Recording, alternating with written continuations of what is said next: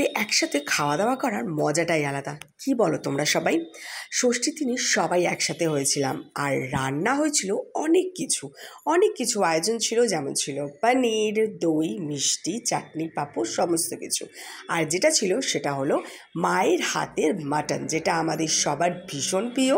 আর কেউ কিচ্ছু খেলো না, এত কিছু খাওয়া, সমস্ত কিছু ফ্রিজে রাখা হলো। আর শুধু যেটা সবাই খেলো সেটা হলো মাটন। মায়ের হাতের মাটন কবজি ডুবিয়ে পুরো গলা পর্যন্ত আমরা সবাই মিলে প্রথম থেকে শেষ অবধি ওই একটা জিনিস দিয়েই খেয়ে নিলাম। শুধু খাওয়া হয়েছে, না খেলেই নয়, তাই জন্য। আর শেষ পাতে চাটনি পাঁপড় দিয়ে শেষ করেছি। আমাদের মায়ের হাতের মাটন কিন্তু আমাদের সব থেকে প্রিয়। একবার ডাকলেই আমরা সবাই চলে যাই মায়ের হাতের মাটন খাওয়ার জন্য। তোমরা কি করো সেটা অবশ্যই কিন্তু কমেন্ট করে জানিও। আর তোমরা কিভাবে এনজয় করলে সেটাও কমেন্ট করে জানিও। আজকের মতো টাটা।